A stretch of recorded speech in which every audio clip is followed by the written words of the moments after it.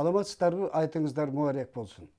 Ошентип баарыбызга 30 күндөй орозо туткан мусулмандарга 30 күн өзүнүн жаңырыбысындай жакын болуп, биз менен коштошуп кетип аткан ошондой эле ошону жыйынтыктаган ыйык орозо айт майрамында сиздер менен жүз көрүшүп олтурабыз. Бүгүнкү биздин маегибиз мына ушул баарыбыз менен коштошуп кеткен ыйык Рамазан айынын тигил бул жагдайлары, айттан кийинки ошол орозонун шарт шапасы, ошондой эле биз бүгүн кубанып майрамдап аткан орозо айтынын айрым касиеттери жагдайында сөз болмокчу. Бүгүнкү биздин маектешибиз Кыргыз Республикасынын мусулмандарынын муфтийи Максат Ажы Токтомушев болмокчу. Азирети муфтий, сиз менен эми дароо эле ошол өтүп кеткен ай жөнүндө суроону баштасак, мына 30 күн көп мусулмандар өздөрүнүн Алланын алдындагы ыйык фарздардын бири болгон орозо Рамазан тутушту да.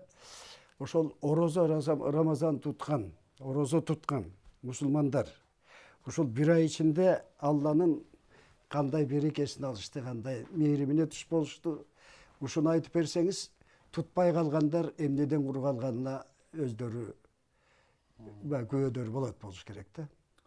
Бисмиллахир-рахманир-рахим. Алхамдулилlah, вассалату вассаламу аля расулилlah. Алгач биринчи сиздер ушу маекке чакырганыңыздарга сиздерге рахмат. Экинчиден кыргыз элин, жалпы эле мусулмандарды бүгүнкү 5-июнь орозо айт майрамы менен Кыргызстан мусулмандар дин башкармасынын атынан, жеке өзүмдүн атымдан куттуктаймын. Жараткан Алла кийинки Рамазан айга чейин баарыбызды ден соолукта, ыйманда, ынтымакта, ырыскыда, тынчтыкта жеткирген болсун. Сиз айткандай, бул касиеттүү Рамазан ай өтүп бүттү. Мынакей өкүнүч, албетте пайгамбарыбыз айткан, эгерде мен үммөтүм билгенде Рамазан айдын баркын, кадырын жыл бою эле Рамазан ай болсо экен деп булар эңсемек деген. Бул ай дозоктун баягы оту жабылган, эшиктери жабылган, ошондой бейиштин эшиктери ачылган ай эле. Буга орозо туткан адамдардын пайдасы ушул: жараткан Алланын буйругун аткарып, кулчулдук милдетин аткарып, күнөөлөрүнөн кечирим сурап, адам баласы болгондон кийин ката кетет, бендечилик болот. Ошолордун күнөөлөрүн кечиргени биринчи 10 күнү Алланын өзгөчө мээрими, экинчи 10 күнү күнөөлөрдү кечирүүсү, үчүнчүсү дозоктон отунун куткарылуусу деп айтылат. Ушундай улуу кадыр түнү бар эле. Ушундай улуу соопторго бир түндүк ибадат 80, мындайча айтканда 80ден ашык жыл, 1000 айлык ибадаттан жакшы ошо соопторго ээ болушту. Пайгамбарыбыз айткан, мынакей Рамазан айда ким бир сажда кылса 1500 соопко берилет деген. Ооз ачарлык кылганга күнөөлөрү кечирилип атса, орозо туткан канча ошол соопко ээ болуп атса, эртеге дозоктун отунан куткарат деп, чыныгы пайдасын Алла Таала о дүйнөдө, тиги дүйнөдө, ахиретте көрсөтөт. Ошонун туткандар улуу соопко жетет. Анткенде Алла Таала орозо мен үчүн деген. Буну сообун мен өзүм берем деген. Периштелер эмес, өзүм берем. Кээ бир соопторду Алла Таала периштелер аркылуу берет экен. Намаз, зекет, кайрымдуулук, ата эненин урматы, чын сүйлөгөн, адилеттүү чечкен жана башка. Бирок орозонун сообун Алла Таала айтат, буну мен өзүм берем дейт. Эми буну деме ким тутпаса ага берилбейт. Ага мисалы эми үзүр менен тутпай калган болсоң да бир бөлөк кеп. Бирок Рамазан ай келип кеткенин билбей калган инсандар дагы бар. Бул бактысыздык болуп калат. Пайгамбарыбыз айткан, ушул айда ким кур калса, орозо туткандан, кадыр түндөн мисалы, ал жакшылыктын баарынан кур калды деген. Ким ушул айда жакшы күндүз орозо тутуп, кечкурун намазын окуп, дуаларын кылып, өзүн тазалай турган болсо, бул ай тазалануу үчүн келген да. Такыбалык үчүн келген. Адам өзүн оңдош үчүн келген. Кандай? Ушу жаман жоруктарды таштайын, жаман калп сүйлөгөндү таштайын, жала жапканды таштайын, бирөөнү ушундай кемсинткенди, текеберленгенди, көрө албастык жаман баардык адаттарды таштайын дегенге оңоло турган ушундай мүмкүнчүлүк берилген Рамазан айы болот. Ушуну эми колдон чыгарып берген адам, эми өзүңүз билесиз да, канчалык пайдадан коргалды деп айтсак болот да. Ал эми ушуга жеткендер эми ар ким өзүн эсеп китеп алыш керек. Рамазан ай бүттү. Менде канчалык такыбалык келди? Жараткандан коркуу канчалык келди? Максат ушул болчу. Жараткандан коркуп, арам нерселерди мен канчалык таштай алдым? Рамазан айдан кийин ар бир орзо туткан киши өзүн эсепке алыш керек.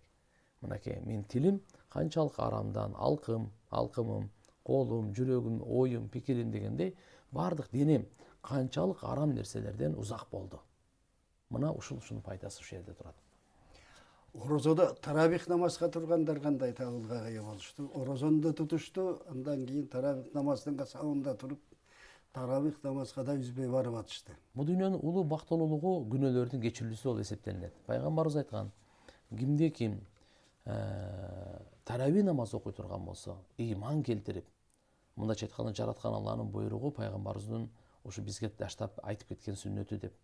Жана Алла Тааладан сооп үмүт кылып, ага мурунку барт күнөөлөр кечирилет деген. Орозо туткан кишиге 70 000 периште таң аткандан күн батканга чейин дуа кылат экен. А тутпаганга дуа жок да ким? Периштелер 70 000 периште. Мынакей, орозо туткан кишинин ооз ачар учурунда дуасы кабыл болот дейт. Эки кубаныч берилет. Бул дүйнөдө ооз ачар учурунда болсо, эртеги жараткан менен жолукканда күн келет да. 1000 жыл жашасак деле жаратканга жолуга турган күн келет. Ошонун өмүрү менен жашап атабыз. Абасы суусу менен жашап атабыз. Ошондогу кубаныч биз айтып, элестетип болбойт да бул. Тарави намаз боюнча ар бир саждага бир риваятта келет. Жараткан Алла бейиштен бир дарак берет экен. Ал дарактын көлөкөсү ушунчалык чоң, дарак ушунчалык чоң. Күлүк ат менен 500 жыл чапсаңыз, көлөкөсүн басып бүтпөйсүз дейт. Мынакей. Ар бир саждага жараткан Алла Таала ушундай бир кан сарай берет экен бейиштен. Кызыл якуттан жасалган, анын 60 000 эшиги дейт. Буга кимге? Бу дүйнөдө жараткан Аллага кулчулук кылып, орозо туткан адамдарга бериле турган улуу сооптор. Тарави намаздыкы ушундай. Эми дагы бир топ мусулман бир туугандарыбыз ошол 30 күндүк орозосундагы тутуп, анан кийин ошо айттан кийинки Шавал айы деп коет экен. Ошонун алгачкы 6 күнүндө орозо тутса, дагы ошол бир топ баалуу барктуу баягы соопторго ээ болот экен деп камынып турушат да. Ушул орозо ушул 6 күндүн баасын айтсаңыз. Өзү Рамазан ай бизди ыйманыбызды бекемдегенге, ибадатыбызды жакшы кулк мүнөзгө бекемдегенге келген айда. Биз ошо Рамазан ай бүттү, эми орозону таштап коюп андай болбойлу дейт. Рамазан ай бүттү, кайрымдуулукту таштап коюп андай эмес. Тескерисинче, эми ошол баягы жакшы иштерди кылдык Рамазан айда, ушуну улантайлы. Ошондо өткөн Рамазан айыбыздын кабыл болгонунун белгилеринен. Ушунун бирөөсү пайгамбарыбыз Мухаммад алейхиссалам айткан, Шаввал айы. Бул Рамазан ай 9-чу ай, Шаввал ай ислам санагы боюнча 10-чу ай. Бүгүн айт күнү бул 1-чи Шаввал. Бул күнү орозо кармаса болбойт, тыюу салынган. Мына эртенден баштап ушу бир айдын ичинде 6 күн Шаввал айынан кимде ким орозо тутса, пайгамбарыбыз айткан, ал жыл бою орозо туткан сообу берилет деген. 6 күн катар тутса деле болот. Бирден бөлүп тутса деле болот. 2ден бөлүп тутса деле болот. Ыктыярында. Бирок негизи Шаввал айында эле 6 күн тута турган болсо, буга жараткан Алла Таала бир жыл бою орозо тутту деген сооп жазылат экен. 30 күн, бул жагы 6, 36 күн кармадык. 10го көбөйтсөңүз 360 болот. 5 күн тыюу салган күндөр орозо кармаганга. Мындайча айтканда, Алла Таала айтат, бирөөнү 10 берем дейт да. Демек ошондо 36-ны 10го көбөйтсөңүз 360 болуп атат. Мынакей жыл бою орозо туткан сообу берилет деген ушундай. Ар кандай шарттар менен ошол Рамазан айында орозолорун коюп берип, оозун ачып жиберип, кийин бул карызыман кутулам деп карыз менен баягы айттан өткөн мусулмандар да бар да. Анан кийин алар ошол карыздын орозонун карызын Шаввал айында кармаса, жанагы сообарды 6 күнгө кошулабы же андан сырткары карыздардан сырткары 6 күн тутуш керек? Жок, бул 6 күн нафил деп коебуз. Бул карыздын эсебинен өтпөйт. Нафилдек эле болот. Карызга өзүнчө тутуш керек. Же болбосо ошо 6 күн тутпастан туруп биринчи карызын берсин. Карыз бул фарыз, милдет. А 6 күн милдеттүү эмес. Ыктыярдуу. тутса сооп болот, тутпаса күнөө болбойт. А Рамазан айдагы орозону тутса сооп болот, тутпаса күнөө болот болчу да. Айырмасы бар да. Бул жер милдеттүү. Бул жер ыктыярдуу. Эми бирөө кандайдыр бир оорунун себебинен кош бойлуу бала эмизип, оорулук же болбосо мисалы айындагы оорулуу күндөр келип калат аялдарга. Ошол күнү туш келип калат же сапарга чыгып калат. Кандайдыр ушундай бир кармай албай калды. Бунун казасын айттан кийин кармап бериш керек болот. Мейли бул айда болсо кийинки кыскасы кийинки Рамазан айга чейин канча күн каза болсо өткөрү берген болсо, мисалы быйыл 30 күн кармадык. Ошо 30 күндүн 5-өө, 3-өө, 1-өө канча ошону кийин кармап бериш керек болот. Албетте каргартаң аксакалдар бар. Орозо кармай албайт дагы элечи. Аларга фидия деп коет. Кандай? Бир кембагалдын сааркы кеч курсагын тойгозуп коюш керек. Ошо менен ушу кутулуп кетет да. Ал эми азыркындай мисалы кармай алат эле, бирок кандайдыр бир учурдагы үзүрлөрдүн себебинен кармай албагандар, булар кийин сөзсүз кармап бериш керек. Сапардын карызы жөнүндө айттыңыз. Мусулман баягы эртең менен заарлыкта туруп, кадимкидей баягы соорун ичип, оозун бекитти эле, анан кийин шарт болуп сапар чыгып калды. Сапарда шарият өзү орозону кой берип жибергенге, оозун ачып ийгенге уруксаат берет. Анан кийин мен ниет кылып орозону кармадым эле, шарт ушундай болуп, оозумду ачып жибердим. Бул орозо менин мойнума карыз болуп калбайт. Бул тутулганга тете деген ойдо жүргөн мусулмандар да бар. Ушул кандай болот? Буну кичине чечмелеп айтып кетейин. Бунун жолу мындай жана туурасы мындай. Эгерде бир адам сапарга чыгып атса, шарият уруксат берет орозо кармабаганга. Бирок кийин карызын кармап бериш керек. Карызын сөз кармап берет. Сапарда экөө тең уруксат. Орозо тутса дагы уруксат, орозо тутпай оозун ачып алса дагы уруксат. Бирок бүгүнкү сапарлар жакын эле болуп калды. Мисалы, самолет менен 2 саат учуп барат, 4 саатта. Кармаганы жакшыраак. Ошол эле кезде уруксат бар, кармабай койсо күнөөкөр болбойт.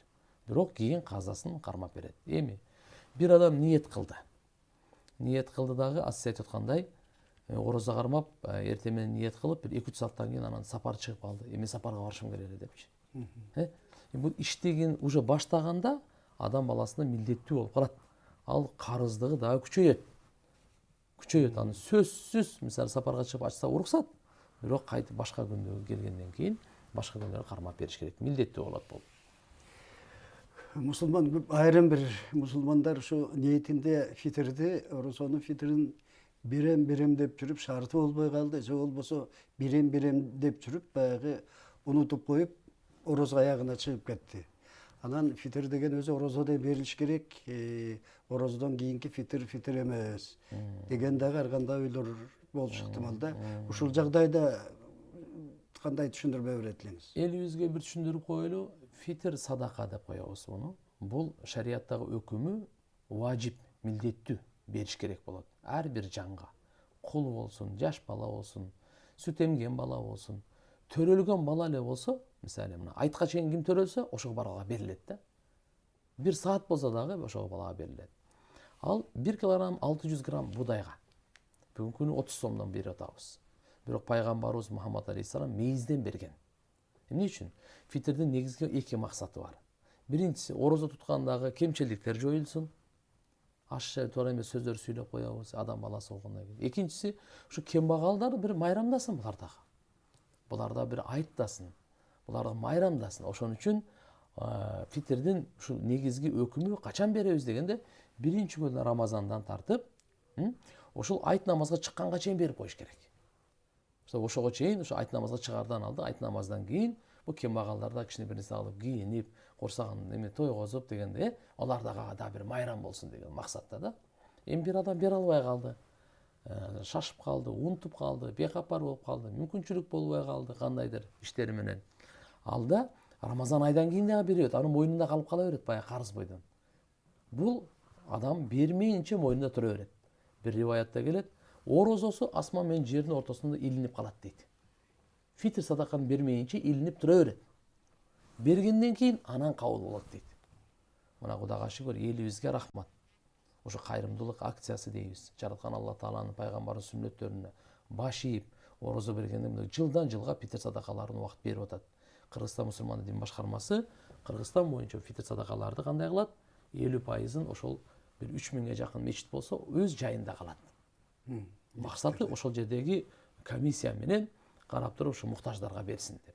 Андан кийин бир 15% районго, 15% областка, 20% муфтиятка. Муфтият негизинен ушул мисалы жетимдер үйлөрү бар, инвалидтер үйлөрү бар. Ушундай мындайча айтканда коомчулук, ошо коомдук ошондой организацияларга багытталат. Ошол эле кезде арыз менен жазгандарга дагы карап туруп, баардыгын анан биздеги диний билим алган окуучуларга берилет. Мына ушундай муктаждарга өзүнүн шариятта көрсөткөн ким фитр садака алса болот деген жери бар. Ошол жердин негизинде анан берилет да. Демек бул сиз айткан суроого дагы бир айтып кетейин. Бере албай калса Рамазан айынын ичинде, Рамазандан кийин деле милдети боюнча мойнунда илинип турат. Бергенге чейин кутулбайт. Аны бериш керек болот. Мына бул эми көпчүлүктүн көңүлүндө турган суроо болуш керек. Мисалы, ошол жанагы ислам үчүн ыйык жайлар жайгашкан, исламды тараткан ыйык өлкөлөр, ушул Сауд Арабиясы, ыйык мекемеде жайгашкан Сауд Арабиясы айтты кечээ майрамдап коюшту.